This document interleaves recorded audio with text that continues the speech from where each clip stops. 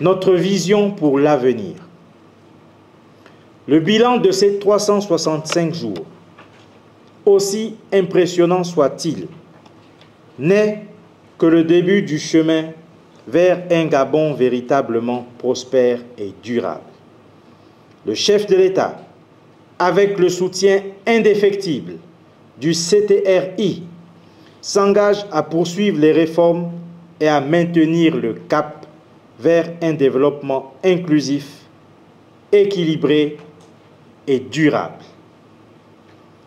Sous la direction continue du président de la République, le Gabon va poursuivre ses efforts pour moderniser les infrastructures, renforcer l'éducation et la santé et diversifier son économie. Les projets en cours, tels que l'extension de la Transgabonaise et la construction de nouvelles unités de soins, témoignent de l'engagement du chef de l'État à transformer le Gabon en une nation prospère et résiliente. Le président de la République place le développement durable au cœur de sa vision pour l'avenir du Gabon. Cela implique de protéger notre environnement, de promouvoir une économie verte et de garantir que le développement économique profite à tous.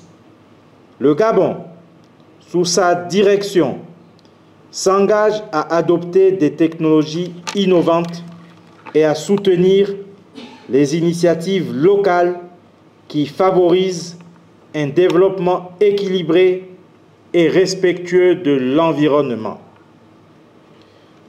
Aucun de ces succès ne serait possible sans l'unité et la solidarité nationale. En un an seulement, nous avons prouvé que, sous la direction du chef de l'État, le Gabon peut surmonter des défis colossaux et se remettre sur la voie du développement.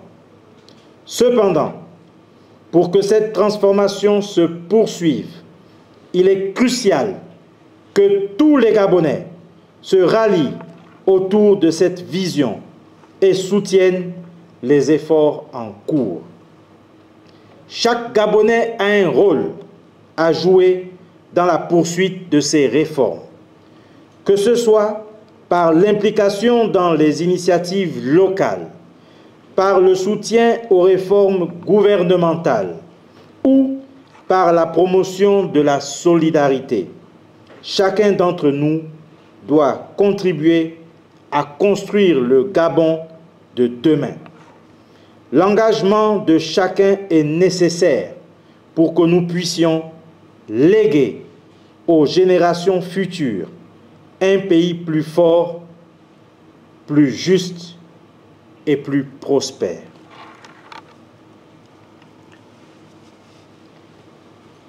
À l'occasion du premier anniversaire du coup de la libération, je me dois de m'acquitter d'un devoir. Vous déclinez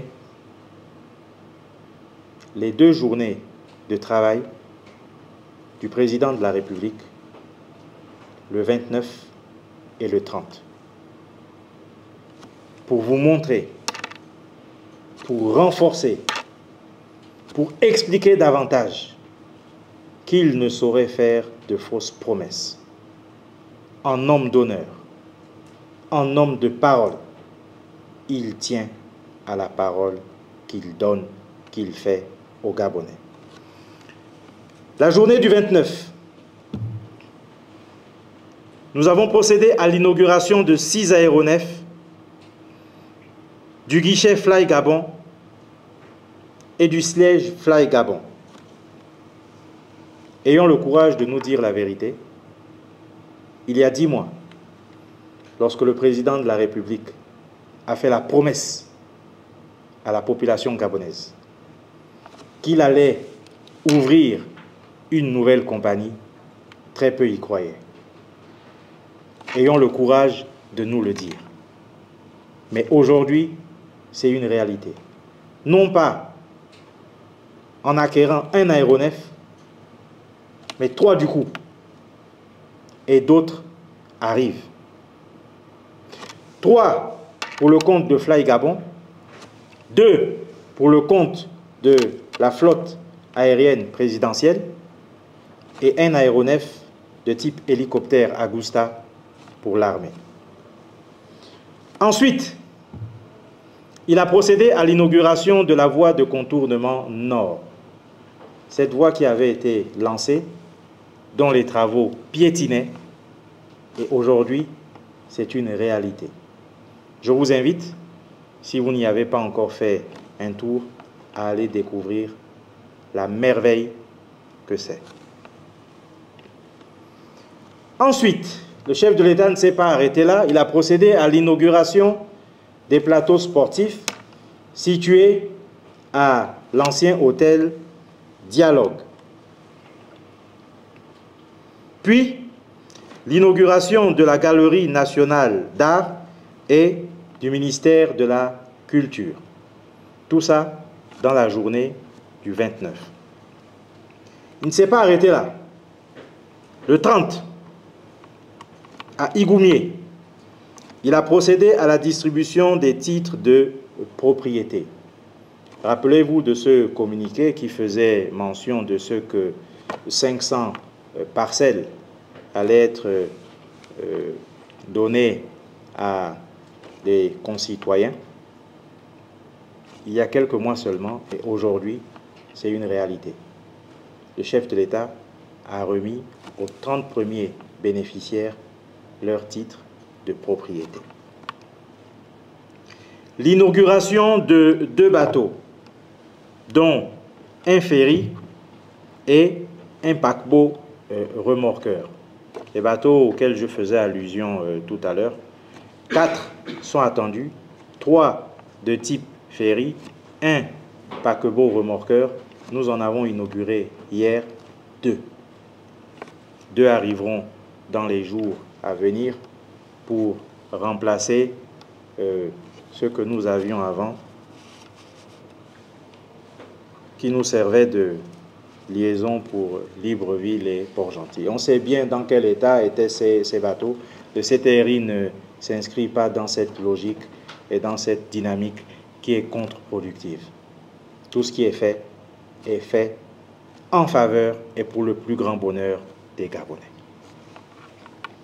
Il ne s'est pas arrêté là, il a procédé à l'inauguration du monument de la libération.